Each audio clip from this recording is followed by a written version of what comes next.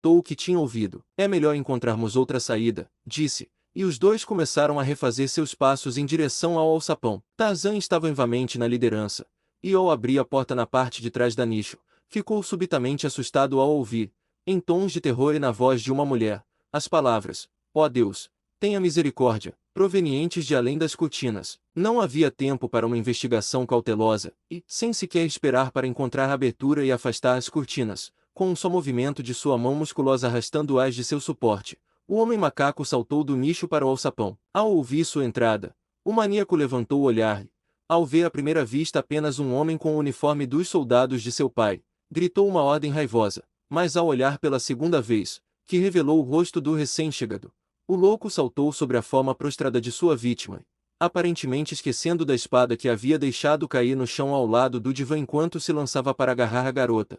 Enfrentou o antagonista com as mãos nuas, seus dentes afiados procurando pela garganta do outro, Metak, o filho de Erog. Não era nenhum fraco, poderoso por natureza, e ainda mais forte nos acessos de fúria maníaca. Ele não era um adversário desprezível, mesmo para o poderoso homem macaco, e a isso se somava uma vantagem distinta para ele pelo fato de que, quase no início da batalha, Tarzan, ao recuar, bateu o calcanhar no corpo do homem que Smithwick havia matado, e caiu pesadamente para trás no chão com Metak sobre o seu peito. Com a rapidez de um gato, o maníaco tentou cravar os dentes na jugular de Tarzan, mas um movimento rápido deste último resultou em seu encontro apenas com o ombro do Tarmangani. Ali ele se agarrou enquanto seus dedos buscavam a garganta de Tarzan, e foi então que o homem macaco, percebendo a possibilidade de derrota, chamou Smithwick para levar a garota e tentar escapar. O inglês olhou questionando para Berta Kircher, que agora se levantara do sofá, tremendo e estremecendo. Ela percebeu a pergunta em seus olhos e,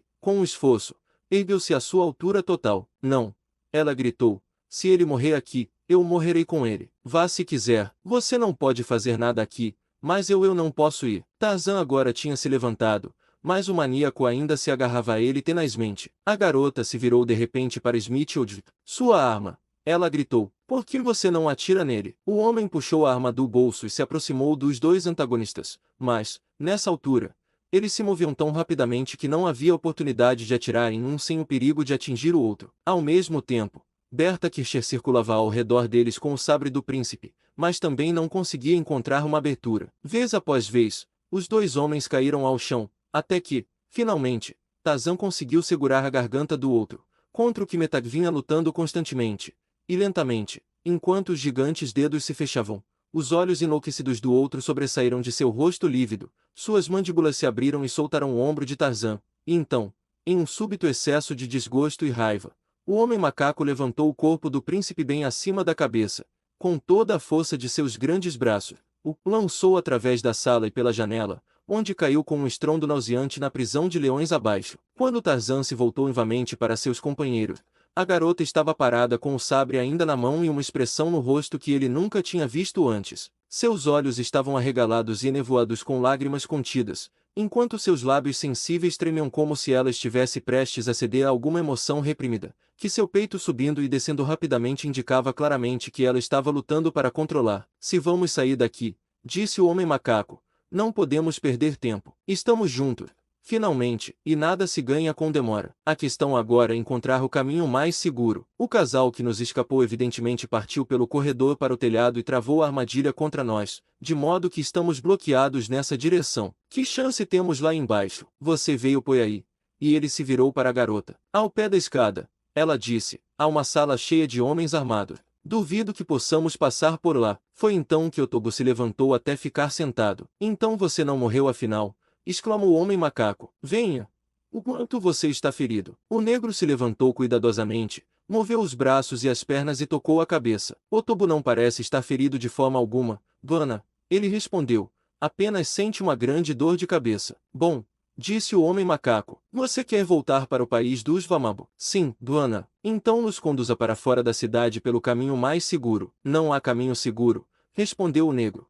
"E mesmo que cheguemos aos portões, teremos que lutar. Posso guiá-los deste prédio até uma rua lateral com pouco risco de encontrar alguém pelo caminho. Depois disso, teremos de arriscar ser descobertos. Todos vocês estão vestidos como as pessoas desta cidade perversa, então talvez possamos passar despercebidos. Mas nos portões será diferente. pois ninguém tem permissão para sair da cidade à noite. Muito bem, respondeu o homem macaco. Então sigamos nosso caminho. Otobo os conduziu pela porta quebrada da sala externa, parte do caminho pelo corredor. Ele entrou em outro apartamento à direita. Eles o atravessaram até um corredor além, e finalmente, passando por vários cômodos e corredores, ele os levou descendo um lance de escadas até uma porta que se abria diretamente para uma rua lateral na parte de trás do palácio. 2 homens, uma mulher e um escravo negro não eram uma visão tão extraordinária nas ruas da cidade a ponto de provocar comentário. Ao passar sob os clarões, os 3 europeus tomavam cuidado para escolher o momento em que nenhum transeunte casual pudesse ver seus rostos, mas na sombra dos arcades parecia haver pouco perigo de serem notados. Eles haviam percorrido uma boa parte da distância até o portão sem incidentes, quando ouviram, da parte central da cidade, sons de grande agitação. O que isso significa? Perguntou Tarzan ao Tobo, que agora tremia violentamente. Mestre, ele respondeu, eles descobriram o que aconteceu no palácio de Veza, o prefeito da cidade. Seu filho e a moça escaparam e convocaram soldados que agora, sem dúvida, descobriram o corpo de Veza. Eu me pergunto, disse Tarzan, se eles descobriram a pessoa que eu joguei pela janela. Beta Kircher, que entendeu bastante do dialeto para acompanhar a conversa, perguntou a Tarzan se ele sabia que o homem que ele havia jogado pela janela era o filho do rei. O homem macaco riu. Não, disse ele. Eu não sabia. Isso complica bastante as coisas, pelo menos se eles o encontraram. De repente, acima da confusão atrás deles, soaram os claros tons de uma corneta. Otobo aumentou o passo. Depressa. Mestre gritou. A situação é pior do que eu pensava. O que você quer dizer? Perguntou Tarzan. Por algum motivo, a guarda do rei e os leões do rei estão sendo chamados. Temo, ó Vanna, que não possamos escapar deles, mas por que deveriam ser chamados por nossa causa? Eu não sei, mas se Otobo não sabia, Tarzan pelo menos suspeitava que eles haviam encontrado o corpo do filho do rei. Mais uma vez, as notas do clarim subiram altas e claras pelo ar da noite. Chamando mais leões? Perguntou Tarzan. Não, mestre, respondeu Otobo. São os papagaios que estão chamando. Eles seguiram em frente rapidamente, em silêncio por alguns minutos. Quando sua atenção foi atraída pelo bater de asas de um pássaro acima deles, olharam para cima e descobriram um papagaio circulando sobre suas cabeças. Aqui estão os papagaios, Otobo, disse Tarzan com um sorriso. Será que esperam nos matar com papagaio? O negro gemeu enquanto o pássaro voava de repente à frente deles em direção à parede da cidade. Agora estamos realmente perdidos. Mestre, gritou o negro. O pássaro que nos encontrou voou até o portão para avisar o guarda. Vamos, Otobo. Do que você está falando? Exclamou Tarzan irritado. Você viveu entre esses lunáticos por tanto tempo que se tornou louco também. Não, mestre, respondeu Otobo. Não estou louco. Você não os conhece. Esses pássaros terríveis são como seres humanos sem coração ou alma. Eles falam o idioma do povo desta cidade de Shuja. São demônios, mestre, e quando estão em número suficiente, podem até nos atacar e nos matar. Quão longe estamos do portão? Perguntou Tarzan. Não estamos muito longe, respondeu o negro. Além da próxima curva, o veremos alguns passos à nossa frente. Mas o pássaro chegou lá antes de nós e, a esta altura, já devem estar chamando a guarda. Verdade que quase imediatamente se confirmou pelos sons de muitas vozes claramente dando ordens logo à frente deles, enquanto por trás aumentava a evidência de uma perseguição se aproximando, gritos altos e os rugidos de leões. A poucos passos à frente, um beco estreito se abria do leste para a rua por onde estavam seguindo,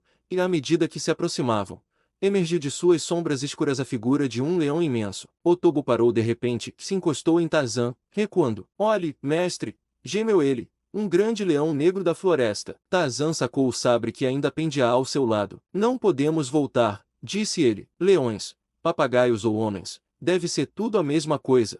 E avançou firmemente na direção do portão. O vento que agitava a rua da cidade se moveu de Tarzan na direção do leão, e quando o homem macaco se aproximou a poucos metros da fera, que até então os observava em silêncio, em vez do esperado rugido, um choramingo escapou da garganta do animal. O homem macaco sentiu um sentimento muito claro de alívio. É numa do poço, chamou ele de volta para seus companheiros. E para o Tobo, não tema, este leão não nos fará mal. Numa avançou para o lado do homem macaco, e então, virando-se, caminhou ao lado dele pela rua estreita. Na próxima curva, avistaram o portão, onde, sob várias tochas, viram um grupo de pelo menos 20 guerreiros prontos para capturá-los, enquanto, na direção oposta, os rugidos dos leões que os perseguiam soavam próximos, misturando-se aos gritos de numerosos papagaios que agora voavam em círculos sobre suas cabeças. Tarzan parou e se voltou para o jovem aviador. Quantos tiros de munição você tem sobrando? Ele perguntou. Tenho 7 na pistola, respondeu Smith. E talvez uma dúzia de cartuchos a mais no bolso da minha blusa. Vou atacá-los, disse Tarzan. Otobo, você fica ao lado da mulher. Oldvik, nós dois vamos na frente. Você à minha esquerda. Acho que não precisamos tentar dizer a Numa o que fazer, pois mesmo então o grande leão estava mostrando as presas e rosnando ferozmente para os guardas, que pareciam apreensivos diante desta criatura que, acima de todas as outras, eles mais temiam. À medida que avançamos, Oldvik, disse o homem macaco, dispare um tiro. Pode assustá-los e, depois disso, atire apenas quando for necessário. Todos prontos. Vamos lá. E ele avançou em direção ao portão. Ao mesmo tempo, Smith disparou sua arma e um guerreiro de casaco amarelo gritou e caiu de cara no chão. Por um minuto, os outros mostraram sinais de pânico, mas um deles, que parecia ser um oficial, os reuniu. Agora, disse Tarzan, todos juntos.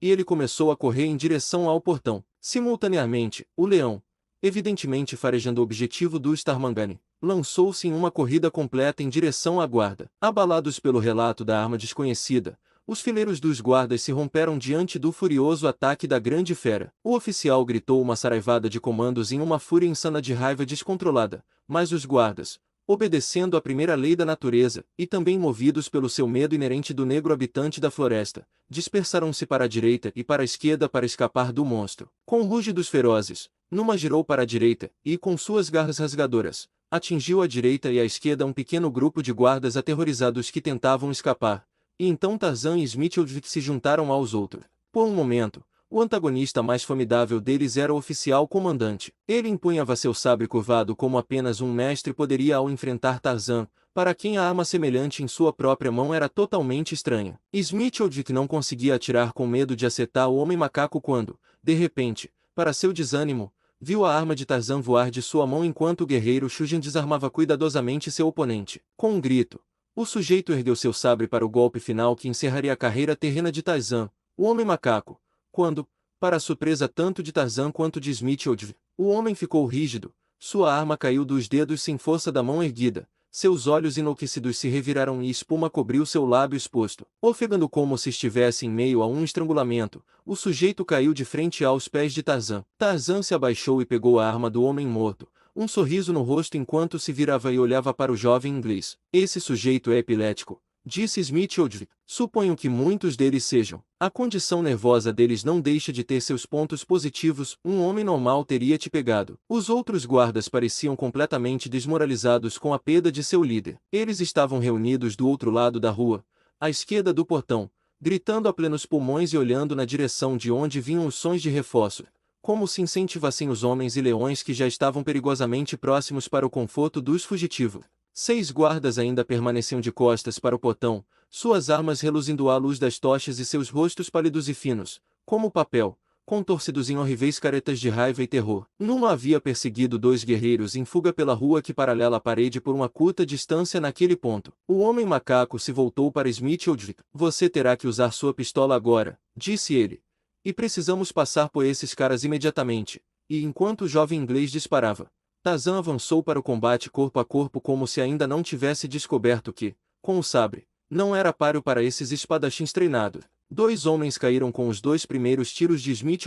Então ele errou, enquanto os 4 restantes se dividiram, 2 saltando em direção ao aviador e 2 para Tarzan. O homem macaco avançou em um esforço para se aproximar de um de seus antagonistas, onde a espada do outro seria relativamente inútil. Smith derrubou um de seus agressores com um tiro no peito e puxou o gatilho contra o segundo, apenas para ver o martelo cair inutilmente sobre um cartucho vazio. As munições de sua arma estavam esgotadas e o guerreiro, com sua espada reluzente e afiada como navalha, estava sobre ele. Tarzan ergueu sua própria arma apenas uma vez e isso apenas para desviar um golpe violento em sua cabeça. Então ele atacou um de seus agressores e, antes que o sujeito pudesse recuperar o equilíbrio e pular de volta após desferir o golpe, o homem macaco o agarrou pelo pescoço e pela virilha. O outro antagonista de Tarzan se esgueirava para um lado onde poderia usar sua arma, e ao levantar a lâmina para atingir a parte de trás do pescoço do Tarmangani, este balançou o corpo de seu camarada para cima de modo que recebesse toda a força do golpe. A lâmina penetrou profundamente no corpo do guerreiro,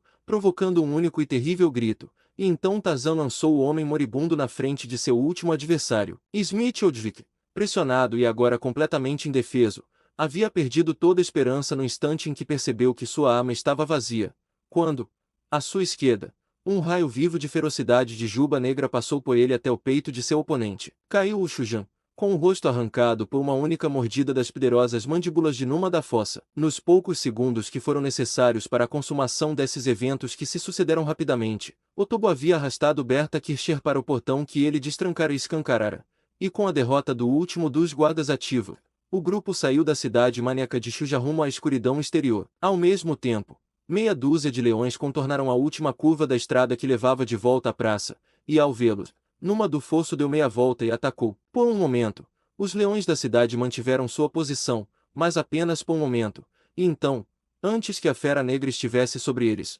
eles se viraram e fugiram, enquanto Tarzan e seu grupo se moviam rapidamente em direção à escuridão da floresta além do jardim. Eles vão nos seguir para fora da cidade? Perguntou Tarzan ao Otobo. Não à noite, respondeu o negro. Tenho sido escravo aqui por 5 anos, mas nunca soube que esse povo deixasse a cidade à noite. Se eles atravessam a floresta durante o dia, geralmente esperam até o amanhecer do dia seguinte antes de voltarem, pois temem passar pelo território dos leões negros depois do anoitecer. Não, eu acho, mestre, que eles não nos seguirão hoje à noite, mas amanhã virão, e o Albana, então certamente nos alcançarão, ou aqueles que restarem de nós, pois pelo menos um entre nós deve ser o tributo dos leões negros enquanto atravessamos sua floresta. Enquanto atravessavam o jardim, Smith-Oldvik recarregou o carregador de sua pistola e inseriu uma bala no tambor. A garota movia-se em silêncio à esquerda de Tarzan, entre ele e o aviador. De repente, o homem macaco parou e se voltou para a cidade, sua imensa figura, vestida com a túnica amarela do exército de Erob,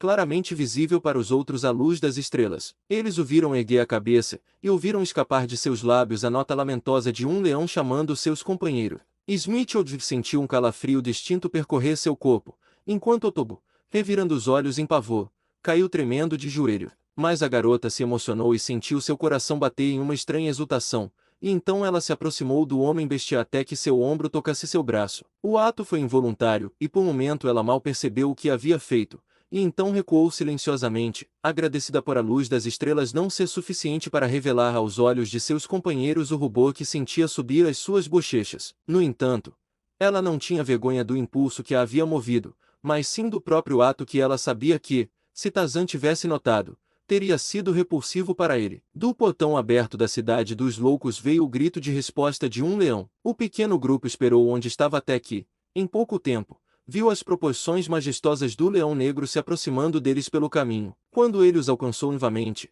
Tarzan prendeu os dedos de uma mão na juba negra e seguiu mais uma vez em direção à floresta. Atrás deles, da cidade, erguia-se um pandemônio de sons horríveis, o rugido dos leões se misturando às vozes estridentes dos papagaios gritando e aos gritos insanos dos loucos. Ao entrarem na escuridão estígia da floresta, a garota mais uma vez se encolheu involuntariamente mais perto do homem macaco, e desta vez Tarzan percebeu o contato. Ele, sem medo, ainda assim instintivamente compreendia o quão apavorada a garota devia estar. Movido por um súbito impulso gentil, ele encontrou sua mão e a segurou na sua, e assim continuaram pelo caminho, tateando a escuridão da trilha. 2 vezes foram abordados por leões da floresta, mas em ambas as ocasiões os profundos rosnados de Numa da cova afugentaram os atacantes. Várias vezes foram obrigados a descansar, pois Smith-Oldvik estava constantemente à beira da exaustão, e ao amanhecer Tarzan foi forçado a carregá-lo na íngreme subida do leito do vale. Capítulo 24. Os tonhês. A luz do dia os alcançou depois que haviam entrado na garganta,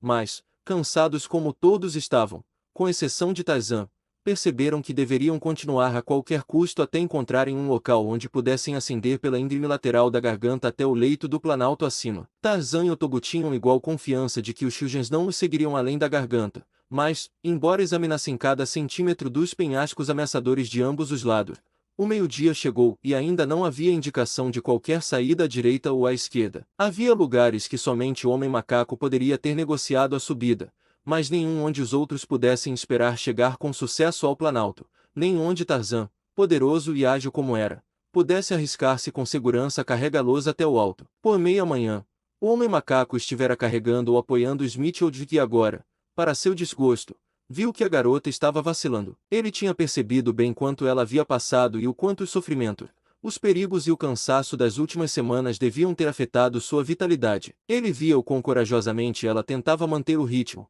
E ainda assim com que frequência tropeçava e cambaleava enquanto se esforçava pelo areia e cascalho do desfiladeiro. Nem podia deixar de admirar sua fortaleza e o esforço silencioso que fazia para continuar. O inglês também devia ter notado sua condição, pois algum tempo depois do meio-dia, ele parou de repente e sentou-se na areia. Não adianta, disse ele a Tarzan. Não consigo ir mais longe. A senhorita Kircher está enfraquecendo rapidamente. Você terá que continuar sem mim. Não, disse a garota. Não podemos fazer isso. Todos nós passamos por tanta coisa juntos e as chances de nossa fuga ainda são tão remotas que, aconteça o que acontecer, vamos permanecer juntos. A menos que... E ela olhou para Tarzan. Você, que fez tanto por nós e a quem não deve nada, siga em frente sem nós. Eu, pessoalmente, gostaria que você o fizesse. Deve ser tão evidente para você quanto é para mim que você não pode nos salvar, pois, embora tenha conseguido nos arrastar para fora do caminho de nossos perseguidores, nem sua grande força e resistência poderiam levar qualquer um de nós através do deserto que se estende daqui até o país fértil mais próximo. O homem símio retribuiu seu olhar sério com um sorriso. Você não está morta, disse ele a ela. Nem o tenente, nem o Tobu, nem eu mesmo. Ou se está morto ou vivo. E enquanto não estivermos mortos devemos planejar apenas continuar vivendo. O fato de permanecermos aqui e descansarmos não é indicação de que morreremos aqui. Não posso carregar vocês dois para o país dos Vamabur, que é o ponto mais próximo onde podemos esperar encontrar caça e água, mas não desistiremos por causa disso. Até agora encontramos um caminho. Vamos levar as coisas como vêm. Vamos descansar agora porque você e o tenente Smithfield precisam do descanso. E quando estiverem mais fortes seguiremos viagem novamente. Mas os Shujans, ela perguntou, não podem nos seguir até aqui? Sim, ele disse. Provavelmente eles vão, mas não precisamos nos preocupar com eles até que apareçam. Eu gostaria, disse a garota, de possuir a sua filosofia, mas receio que ela esteja além de mim. Você não nasceu e foi criada na selva por animais selvagens e entre animais selvagens, ou então possuiria, como eu, o fatalismo da selva. E assim eles se moveram para o lado do desfiladeiro, sob a sombra de uma rocha saliente, e se deitaram na areia quente para descansar, numa vagueva inquieta de um lado para o outro, e finalmente, depois de se esticar por um momento perto do homem macaco, levantou-se e deslocou-se rio acima, desaparecendo rapidamente à vista logo após a curva mais próxima. Por uma hora o pequeno grupo descansou e então Tarzan se levantou subitamente, e, fazendo um sinal para que os outros ficassem em silêncio, começou a ouvir. Por um minuto ele ficou imóvel, seus ouvidos aguçados receptivos a sons tão fracos e distantes que nenhum dos outros três conseguia detectar o menor sinal na total e morta quietude do desfiladeiro. Finalmente, o homem macaco relaxou e se virou para eles. O que foi? Perguntou a garota. Eles estão vindo, respondeu ele. Ainda estão a alguma distância, mas não muito, pois os pés sandálicos dos homens e as patas dos leões fazem pouco barulho sobre as areias mácias. O que devemos fazer? Tentar continuar? Perguntou Smithfield. Acredito que agora eu conseguiria ir um pouco mais adiante. Estou bastante descansado. E você, senhorita Kircher? Oh, sim, disse ela. Estou muito mais forte. Sim, com certeza posso continuar. Tarzan sabia que nenhum dos dois estava dizendo completamente a verdade, que as pessoas não se recuperam tão rapidamente de um cansaço extremo. Mas ele não via outra saída e havia sempre a esperança de que logo além da próxima curva haveria uma forma de sair do desfiladeiro. Você ajuda o tenente, Otobu, disse ele, virando-se para o negro, e eu carregarei a senhorita Kircher. E embora a garota tivesse objetado, dizendo que ele não deveria gastar suas forças, ele ergueu levemente em seus braços e começou a subir o cânion, seguido por Otobu e pelo inglês. Não haviam percorrido uma grande distância quando os outros do grupo se deram conta dos sons de perseguição, pois agora os leões estavam uivando como se a trilha fresca de cheiro de sua presa tivesse chegado a seus narizes. Eu queria que seu Numa voltasse, disse a garota. Sim, disse Tarzan, mas teremos que fazer o melhor que pudermos sem ele. Eu gostaria de encontrar algum lugar onde possamos nos barricadar contra ataques de todos os lados. Possivelmente então poderíamos resistir a eles. Smithfield é um bom atirador, e se não houver muitos homens, ele talvez consiga lidar com eles, contanto que só possam atacá-lo um de cada vez. Os leões não me incomodam tanto. Às vezes eles são animais estúpidos, e tenho certeza de que esses que nos perseguem, e que dependem tanto dos mestres que os criaram e treinaram, serão facilmente controlados depois que os guerreiros forem eliminados. Então você acha que há alguma esperança? Ela perguntou. Ainda estamos vivos, foi sua única resposta. Lá, disse ele em seguida. Acho que me lembro deste exato lugar. Ele apontou para um fragmento que evidentemente havia caído do topo do penhasco e que agora estava cravado na areia a alguns metros da base. Era um fragmento de rocha irregular que se ergue cerca de 3 metros acima da superfície da areia, deixando uma abertura estreita entre ele e o penhasco atrás. Em direção a ele, eles dirigiram seus passos e, quando finalmente alcançaram seu objetivo, encontraram um espaço com cerca de 60 centímetros de largura e 3 metros de comprimento entre a rocha e o penhasco. Certamente estava aberto em ambas as extremidades, mas pelo menos não poderiam ser atacados de todos os lados ao mesmo tempo. Mal haviam se escondido quando os ouvidos ágeis de Tarzan captaram um som na face do penhasco acima deles, e olhando para cima ele viu um macaco diminuto empoleirado em um pequeno ressalto, um macaco de rosto feio que os olhou por um momento e depois correu em direção ao sul, na direção de onde vinham seus perseguidores. Otobo também tinha visto o macaco. Ele vai contar aos papagaios, disse o negro, e os papagaios vão contar aos loucos. Não faz diferença alguma, respondeu Tarzan. Os leões nos teriam encontrado aqui. Não poderíamos esperar nos esconder deles. Ele colocou Smithfield, com sua pistola, na abertura norte de seu refúgio, e disse ao Tobo para ficar com a lança ao ombro do inglês, enquanto ele mesmo se preparava para guardar a entrada sul. Entre eles, e mandou a garota se deitar na areia. Você estará segura aí caso eles usem suas lanças, disse ele. Os minutos que se arrastavam pareciam verdadeiras eternidades para Berta Kircher então, finalmente, quase com alívio, ela soube que os perseguidores estavam sobre eles. Ela ouviu o rugido furioso dos leões e os gritos dos loucos. Por vários minutos, os homens pareceram estar investigando a fortaleza que sua presa havia descoberto. Ela os podia ouvir tanto ao norte quanto ao sul e então, de onde estava deitada, viu um leão investindo contra o homem macaco à sua frente. Ela viu o braço gigante recuar com o sabre curvado e viu cair com uma velocidade terrível, atingindo o leão enquanto ele se levantava para enfrentar o homem, abrindo seu crânio tão limpo quanto um açougueiro abre uma ovelha. Então ela ouviu passos correndo rapidamente em direção a Smithfield que, quando sua pistola disparou, houve um grito e o som de um corpo caindo. Evidentemente desanimados pelo fracasso de sua primeira tentativa, os atacantes recuaram, mas apenas por um curto período. Invamente eles vieram, desta vez um homem enfrentando Tarzan e um leão procurando dominar Smithfield. Tarzan havia alertado o jovem inglês para não desperdiçar suas balas nos leões, e foi Otobo, com a lança Shujan, quem enfrentou a fera, que não foi dominada até que ambos, ele e Smithfield, tivessem sido feridos, e este último conseguisse cravar a ponta do sabre que a garota carregava no coração da fera. O homem que se opôs a Tarzan voluntariamente chegou muito perto ao tentar golpear a cabeça do homem macaco, com o resultado de que, um instante depois, seu cadáver jazia com o pescoço quebrado sobre o corpo do leão. Mais uma vez o inimigo recuou, mas novamente apenas por pouco tempo, e agora vieram com força total, os leões e os homens, possivelmente meia dúzia de cada, os homens lançando suas lanças e os leões esperando logo atrás, evidentemente pelo sinal para atacar. É o fim?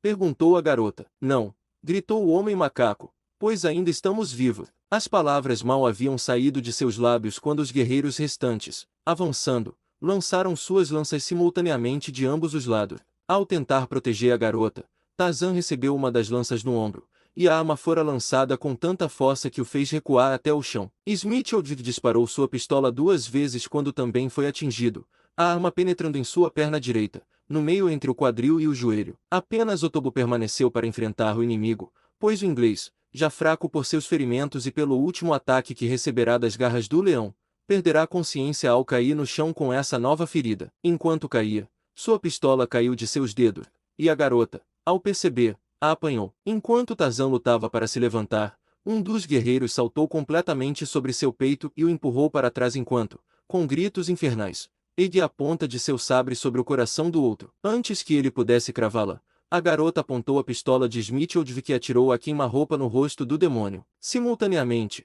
estourou sobre os ouvidos atônitos tanto dos atacantes quanto dos atacados uma rajada de disparos vindos da garganta. Com a doçura da voz de um anjo do céu, os europeus ouviram os comandos de um suboficial inglês, secos e precisos. Mesmo acima dos rugidos dos leões e dos gritos dos maníacos, aqueles tons amados chegaram aos ouvidos de Tarzan e da garota, exatamente no momento em que até mesmo o homem macaco havia abandonado o último vestígio de esperança. Rolando o corpo do guerreiro para um lado, Tarzan lutou para ficar de pé, a lança ainda cravada em seu ombro. A garota também se levantou, enquanto Tarzan arrancava a arma de sua carne e saía de trás do esconderijo de seu refúgio. ela o seguiu ao lado dele. O confronto que tinha resultado em seu resgate logo terminou. A maioria dos leões escapou, mas todos os Shujans que os perseguiam foram mortos. Quando Tarzan e a garota apareceram completamente à vista do grupo, um Tommy britânico apontou seu rifle para o homem macaco. Vendo as ações do rapaz e percebendo instantaneamente o erro natural que o uniforme amarelo de Tarzan havia causado,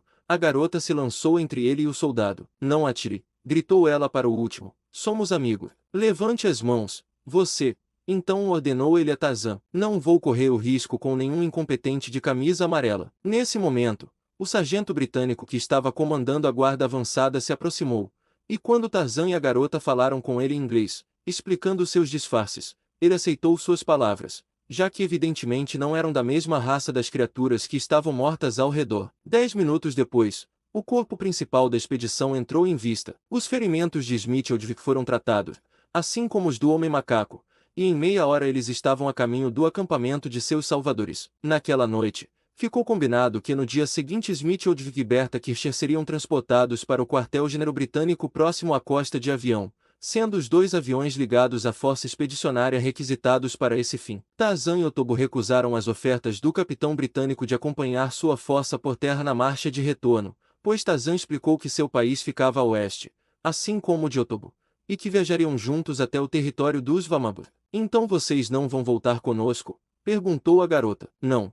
Respondeu o homem macaco. Minha casa fica na costa oeste. Continuarei minha jornada nessa direção. Ela lançou-lhe olhos suplicantes. Você vai voltar para aquela selva terrível? Perguntou. Nunca mais o veremos. Ele olhou para ela por um momento em silêncio. Nunca, disse ele, e sem dizer mais nada, virou-se e foi embora. De manhã, o coronel Capper veio do acampamento base em um dos aviões que levaria Smithfield e a garota para o leste. Tarzan estava a uma certa distância quando a aeronave pousou e o oficial desceu ao chão. Ele viu o coronel cumprimentar seu subordinado no comando da vanguarda, e então o viu-se voltar para Berta Kircher, que estava a alguns passos atrás do capitão. Tarzan se perguntou como a espiã alemã se sentia nessa situação, especialmente quando ela devia saber que havia alguém ali que conhecia seu verdadeiro status. Ele viu o coronel Capper caminhar em direção a ela com as mãos estendidas e o rosto sorridente, e, embora não pudesse ouvir as palavras de sua saudação, viu que era amigável e cordial até certo ponto. Tarzan se afastou franzindo a testa, e se alguém estivesse por perto, poderia ter ouvido um rosnado baixo ressoar de seu peito. Ele sabia que seu país estava em guerra com a Alemanha e que não apenas seu dever para com a terra de seus antepassados, mas também seu ressentimento pessoal contra o povo inimigo e seu ódio deles exigiam que ele denunciasse a perfídia da garota. E ainda assim, ele hesitou. E por hesitar, ele rosnou não para a espiã alemã, mas para si mesmo por sua fraqueza. Ele não a viu vivamente antes que ela entrasse em um avião e fosse levada em direção ao leste. Ele se despediu de Smithfield e recebeu mais uma vez os agradecimentos repetidos do jovem inglês. E então também o viu ser levado no alto, no avião que girava em círculo, e observou até que a nave se tornasse um pontinho lá no horizonte leste, desaparecendo finalmente alto no ar. Os soldados britânicos, com suas mochilas e equipamentos pendurados, aguardavam a convocação para continuar sua marcha de retorno. O coronel Capper, movido pelo desejo de observar pessoalmente a extensão do território entre o acampamento do destacamento avançado e a base, havia decidido fazer seus soldados retornarem. Agora que tudo estava pronto para a partida, ele se voltou para Tarzan. Gostaria que você voltasse conosco, Greystoke, disse ele. E se meu apelo não tiver efeito, talvez o de Smithfield da jovem senhora que acabou de nos deixar tenha. Eles me pediram para persuadi-lo a retornar à civilização. Não, disse Tarzan. Eu seguirei meu próprio caminho. A senhorita Kircher e o tenente Smithfield foram movidos apenas por um senso de gratidão ao considerarem meu bem-estar. Senhorita Kircher, exclamou Capé e depois riu. Então você a conhece como Berta Kircher, a espiã alemã. Tarzan olhou para o outro por um momento em silêncio. Era impossível para ele conceber que um oficial britânico pudesse falar tão laconicamente de uma espiã inimiga que ele tivera sob seu poder e permitirá escapar. Sim, respondeu ele. Eu sabia que ela era Berta Kircher, a espiã alemã. Isso é tudo o que você sabia? Perguntou Capé. É tudo, disse o homem macaco. Ela é a honorável Patrícia Cambay, disse Capé, uma das membros mais valiosas do serviço de inteligência britânico, vinculada às forças da África Oriental. O pai dela e eu servimos juntos na Índia, e eu a conheço desde que nasceu. Ora, aqui está um pacote de papéis que ela tomou de um oficial alemão e tem carregado por todas as suas vicissitudes, totalmente dedicada ao cumprimento do seu dever. Olhe, ainda não tive tempo de examiná-los, mas como você pode ver, Aqui está um mapa militar esquemático, um maço de relatórios e o diário de um Opman Fritz Schneider. O diário de Opman Fritz Schneider, repetiu Tarzan com voz contida. Posso vê-lo, Capel. Ele é o homem que assassinou Lady Greystoke. O inglês entregou o pequeno volume ao outro sem uma palavra. Tarzan folheou rapidamente as páginas procurando uma determinada data, a data em que o horror havia sido cometido, e quando a encontrou, leu rapidamente. De repente, um suspiro de incredulidade escapou de seus lábios. Capel olhou para ele interrogativamente. Deus! Exclamou o homem macaco. Pode isso ser verdade? Ouça. Ele leu um trecho da página densamente escrita. Preguei uma pequena peça no inglês pouco. Quando ele voltar para casa, encontrará o corpo queimado de sua esposa em seu boudoir, mas ele só pensará que é sua esposa. Pedi a Von Goes que substituísse o corpo por uma negra morta e o queima-se depois de colocar os anéis de Lady Greystoke nele. Lady G terá mais valor para o alto comando viva do que morta. Ela está viva, gritou Tarzan. Graças a Deus! Exclamou Capel. E agora? Eu voltarei com você, é claro. Quanto mal causei à senhorita Campbell. Mas como eu poderia saber? Eu até disse a Smithildvik, que a ama, que ela era uma espiã alemã. Não apenas devo voltar para encontrar minha esposa, mas também para corrigir essa injustiça. Não se preocupe com isso, disse Capel. Ela deve tê-lo convencido de que não é uma espiã inimiga, pois pouco antes de saírem hoje de manhã ele me disse que ela tinha prometido se casar com ele. Fim.